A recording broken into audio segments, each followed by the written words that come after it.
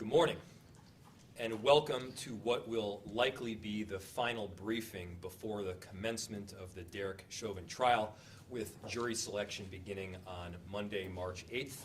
These briefings will continue very regularly, likely once per week, and we will have even more frequent briefings as is required as the trial progresses and as we lead into both jury deliberations and, of course, the verdict.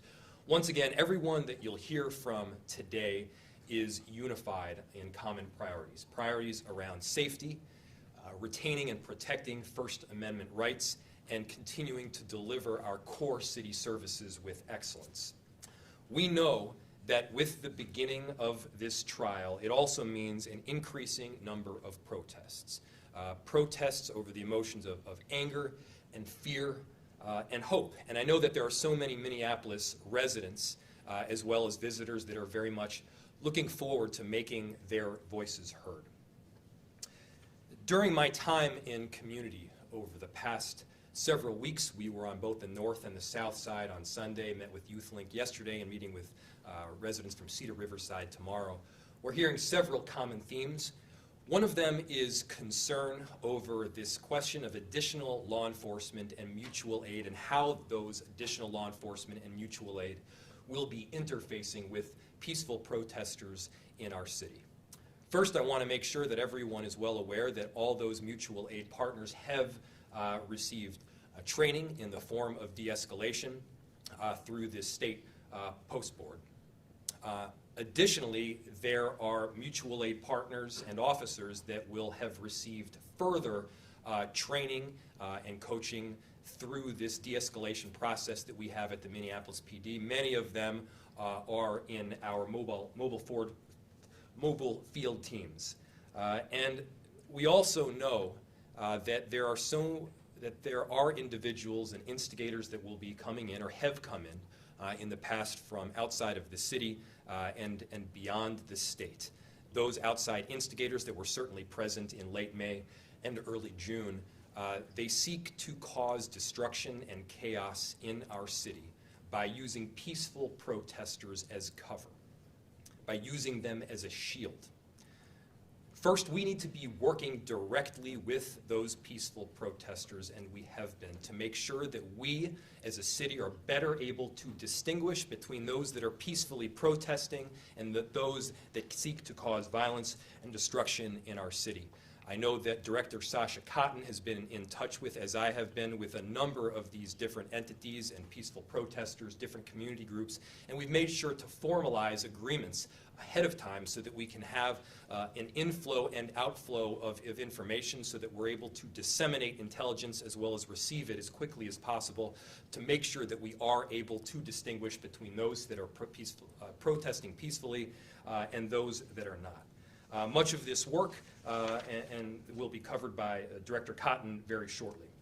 We'll also continue with very regular updates in the coming weeks, and for the most up-to-date information, follow the City of Minneapolis as well as social media, sign up for the city's newsletter, and for law enforcement specifics, follow the Operation Safety Net pages.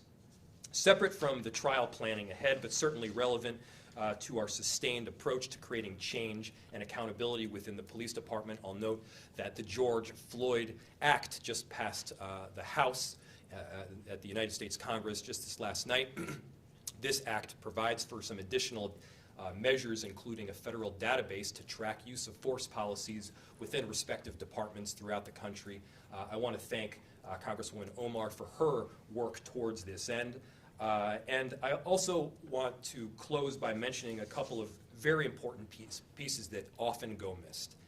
First, our city staff have been working tirelessly in preparation for safety and security measures as well as community outreach for the better part of the last 8 months. Beginning in August, preparation began for this trial. City staff have had to do far more work with far fewer resources and far fewer staff. They've shouldered this burden on their own. They've been working tirelessly in City Hall and around the city of Minneapolis. I cannot thank them enough. They deserve a ton of credit as we head into this very difficult stage and time in our city. I also want to close by thanking the press, the media corps.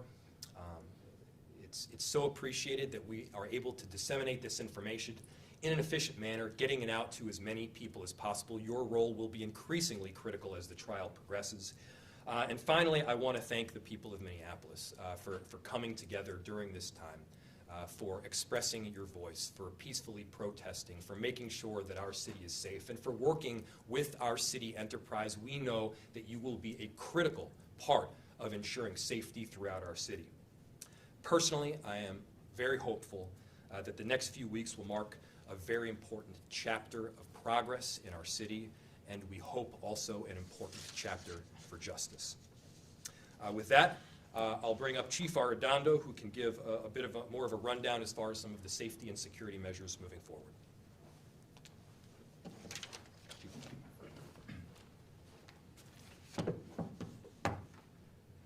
Thank you, Mayor Frey.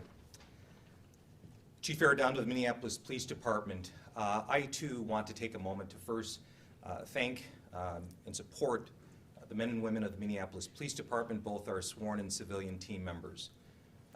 They have been taken on double duty, quite frankly, not only with the preparation of preparing for these upcoming trials, but also just making sure that our city stays safe and protected 24/7 in terms of their normal operations. We still clearly, obviously, have to maintain a city to run, and so I want to say thank you to our men and women of the MPD and their families that are also along with them on this journey.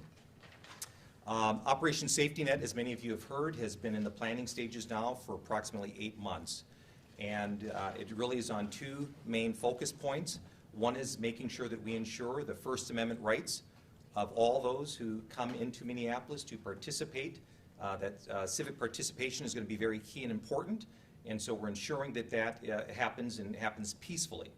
The other key piece to Operation Safety Net, obviously, is the prevention and making sure that we keep our city as well of Minneapolis, but also under this unified command, making sure that we keep our metro-wide region area and our state safe as well. So we encourage those individuals who wish to come into downtown Minneapolis, and we know that beginning as early as Sunday, we're going to have peaceful demonstrations downtown and also, of course, Monday and in the days ahead. So we encourage that. We support that First Amendment peaceful civic participation. We know that folks will convene in public spaces. They'll have signs and expressions to make sure that their voices are heard, and that is something that all of us support. At the same time, we cannot allow for any sorts of unlawful activity. And unlawful activity ranging from assaultive or riotous behavior towards anyone will not be tolerated. Setting fires to structures of any kind will not be tolerated. Illegal fireworks, throwing objects, as well as pedestrians going on to our freeways. That cannot be tolerated, and so we want to make that very clear. Again, we want to focus on ensuring the peaceful demonstrations of those who wish to gather, and we will make sure that we do all of that to keep those safe and peaceful. But we cannot allow and re-traumatize our city and our communities with unlawful activity. The mayor mentioned, Mayor Frey mentioned the importance of the media. The media plays an important role in that First Amendment constitutional protected speech. And so we appreciate you, and we want to make sure that you are able to capture history and record it to all of those people out here in Minneapolis and across the world. One of the things that we've learned and have been working on from last year's events is making sure that we're communicating on better ways to properly credential media. We're also having conversations with local media and some of our national partners for your journalists who are going to be embedded in the groups covering the demonstrations throughout the trial to make sure that we can get real-time information to them in the event. There are public safety concerns, and we want to keep our media, our journalists safe out there. And we'll be continuing to work with our Joint Information System teams and our Joint Information Center folks to do all we can to ensure that our media can, again, capture, record the First Amendment speech and can do so safely. Again, this is really two things. We want to ensure the First Amendment rights for all those coming into our city, and that is going to be key for that civic participation. And then the other key piece, of course, is making sure that all of this is done in a way that prevention is the key, keeping our city safe, and all those who come into Minneapolis. So thank you. And at this time, I'd like to bring up Director Sasha Cotton of the Office of Violence Prevention.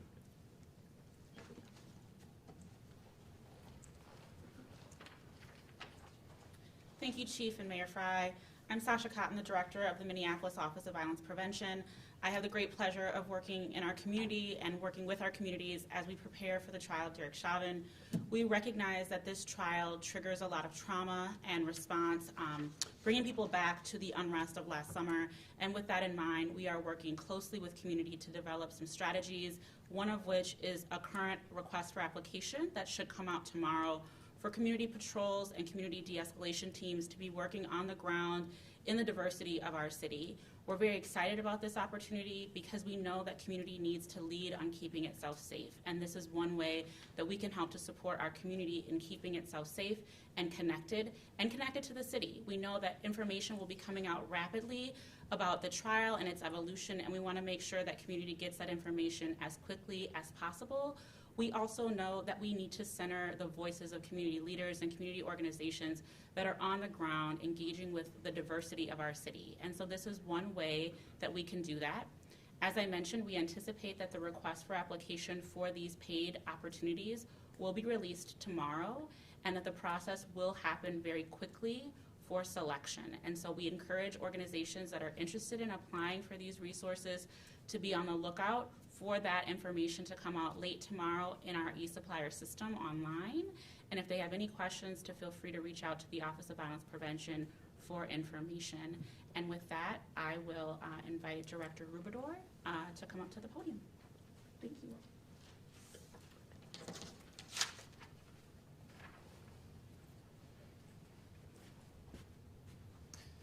Good morning. My name is Mark Ruff, M-A-R-K-R-U-F-F. I am the city coordinator.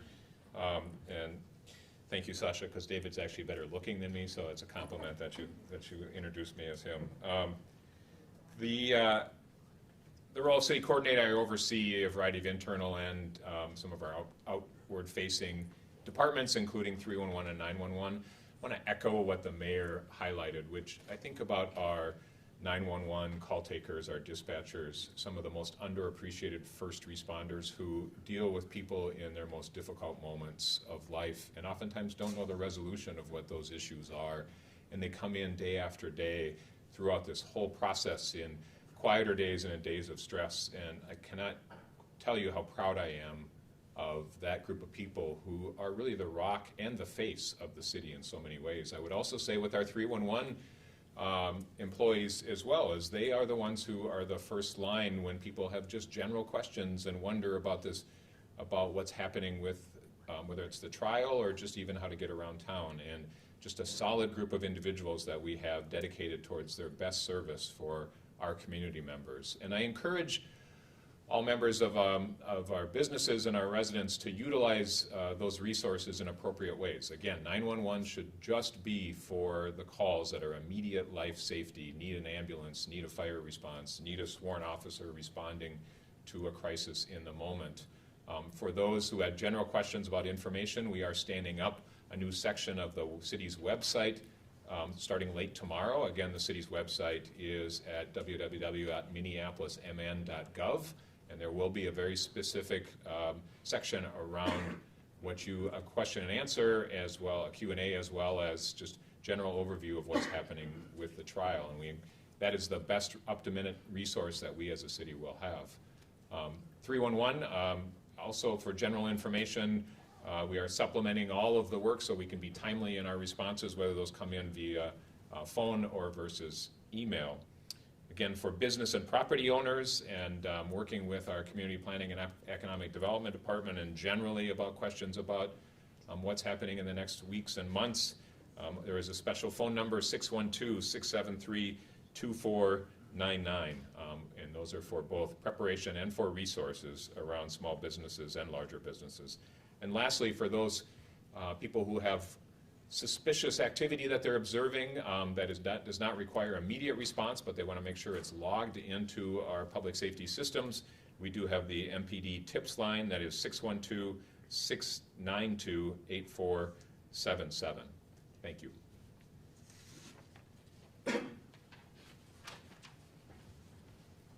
Thank you. And with that, we'll open it up to questions.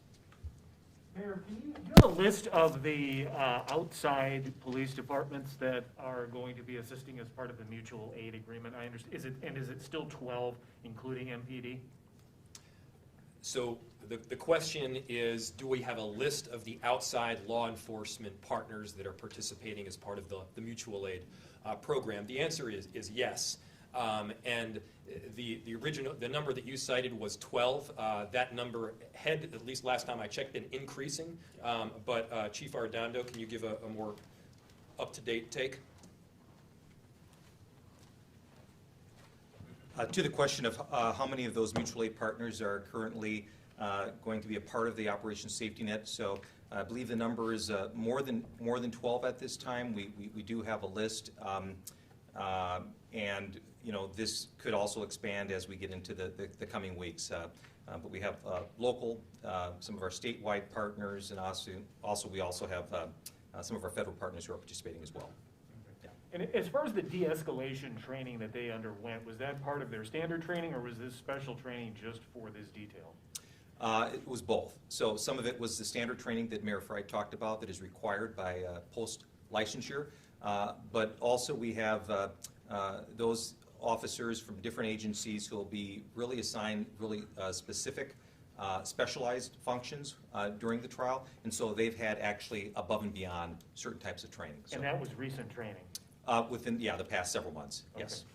We're still awaiting word on this third-degree murder charge. If there's a last-minute postponement, how will that affect all these preparations and what all these barricades and fences remain up?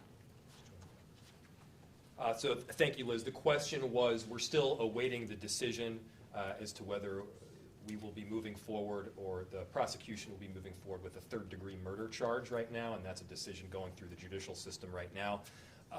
The question is whether that decision will impact our preparation for the trial and whether it will impact, for instance, either the fencing or the law enforcement presence. The answer is it depends. It depends, one, whether that third-degree murder charge is being moved forward with, and second, it depends on what, if any, delay the judge at Hennepin County would propose. Obviously, it would be a dramatically different scenario if it were a matter of 1 week or several months. Chief, if I could just ask you, your department obviously has been at the center of this for now almost a year. You mentioned special training for additional departments. How are you addressing your own officers? How are they responding? What is their attitude? Are they getting special training, special help? And how are you dealing with the situation that has to be extremely difficult? Thank you for the question, which was over the past year, Minneapolis Police Department obviously has been a focal point of this, and what types of training and kind of where our officers are at.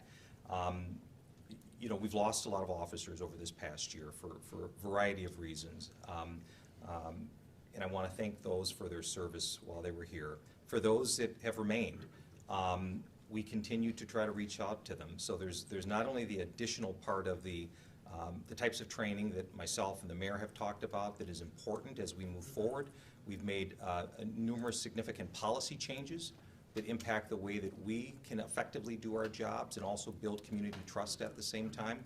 But I also think that one of the things that we need to continue to do and uplift is the importance of wellness, quite frankly, for the people that do this job. We recognize that communities experience trauma. We have not done a good job in recognizing the trauma that our officers, our men and women, can experience. And so we've really leaned in quite a bit this past year in terms of providing an outreach and wellness to our officers. And that has to be ongoing. That has to be from hired to retired. And we really have to pay a lot of great deal of attention to that. I will also say that over this past year, many of our communities throughout the four corners of the city have really stepped up, have talked about, that Mayor Fry has talked about so much, is that this both and. that we can focus on transformational, true, genuine transformational change for the Minneapolis Police Department, but at the same time, an appreciation and a value that we need public safety.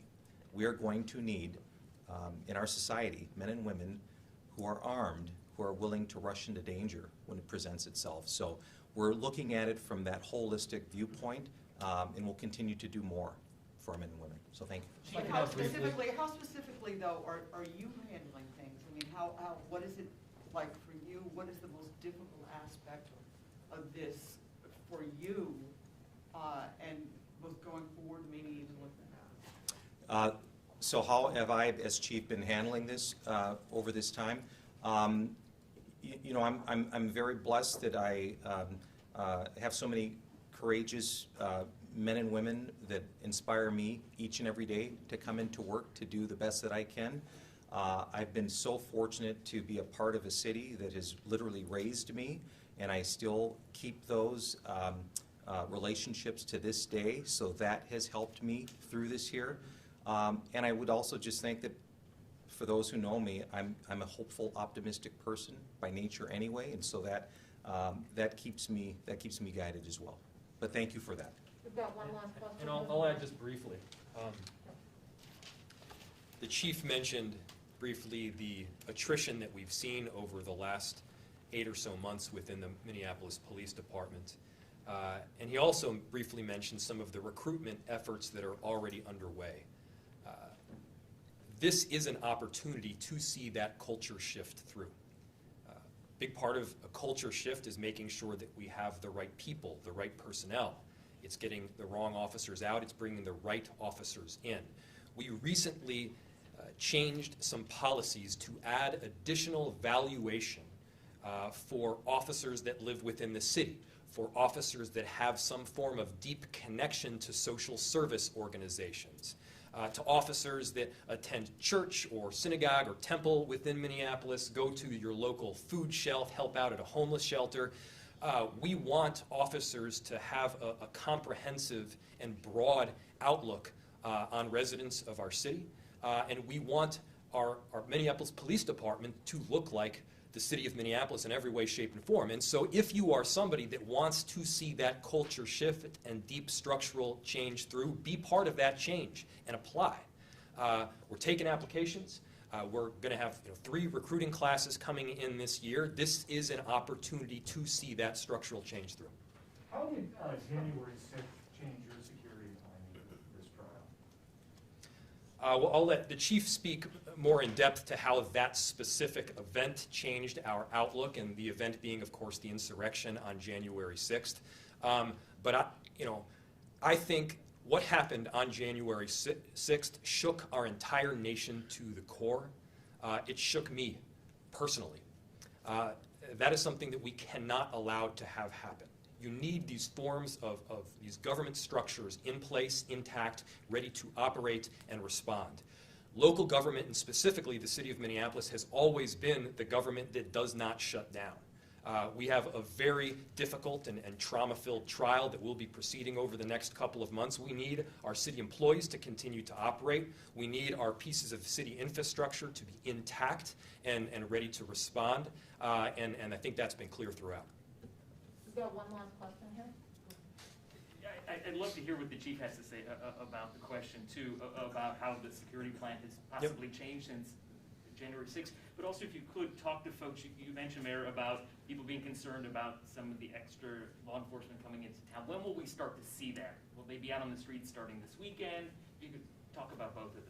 Sure. I'll let the chief respond in part actually to both of the questions, but part of it is when will we expect to see an additional law enforcement throughout the trial? Assuming that the trial does move forward with jury selection on March 8th, this coming Monday, the presence will not be as robust, certainly, as it will be later in the trial. The schedule as proposed is that jury selection begins March 8th. The trial itself and opening statements don't take place until later March. We anticipate that the trial should last for somewhere in the range of a month, leaving jury deliberation and then the final verdict to happen either in very late April, perhaps early May, and that's an estimate, of course. And so as we get in closer to jury deliberation, that's when you will see a very robust presence, yes, of law enforcement as well as National Guard. Now, that is not the only work that's taking place, and I want to really emphasize this. Throughout, we will be working with community organizations, neighborhood associations, block captains, to have a robust and comprehensive approach to public safety that, yes, includes law enforcement, but is by no means limited to it. This will be a comprehensive approach that we're very much leaning into. Chief? Thank you. Chief, can you talk about how the 6th changed things for your plan? The events from, excuse me, the events from January 6th at our Capitol in D.C., it certainly changed in the sense that I think many law enforcement agencies across the country recognize the importance of communication. And we're very fortunate in the state of Minnesota that we have such a very good, robust, strong partnership in terms of mutual aid. We have been planning, obviously, for many months prior to the events on January 6th. So that was helpful that we had time to plan, but clearly from January 6th, communication is key. While some in our communities may find some of the environmental structures that they see, barricades and barriers and fences, perhaps a little bit daunting, but as we saw the events on January 6th, that is that preventative tool that we have to consider and we have to look at. So while it may seem a bit daunting for those who are looking at it optically, it's absolutely critically important that we do all we can and still continue to learn from some of those events. Unified Command is very important because we are all working together. All of our mutual aid partners are receiving real-time information, and that's important as we get through. I will just say lastly, not only with January 6th, but in events that we've seen not only here locally but throughout the country, having those partnerships with our community stakeholders is key. And we've been communicating with them and we'll have ongoing communication with them. We had that prior to January 6th, and we'll have it prior and during and past the trial. Did the decision on the razor wire and the barricades come after January 6th as a result of that, or was this, or at least this level of it, planned prior? That level of the environmental security that we put up, the fencing and razor wire, that was actually pre-planned even before January 6th. Yes. How is that being paid for? Was that included in the budget for this year, or does that require additional funding? Mark?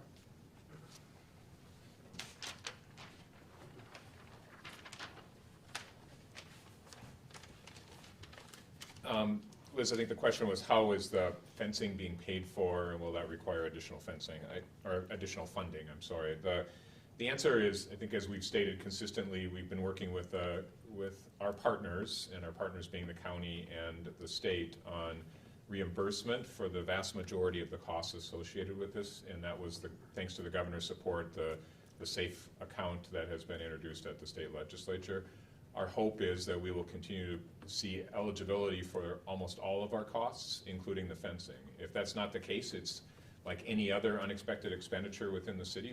We work with the mayor and the council to come up with options to fill that budget hole. And we're still early in the calendar year. We have a budget year that's equal to the calendar year, and so we have 10 more months to work through issues like that or anything else that comes up, including a late spring snowstorm that will also increase budgets. Thank you, everybody.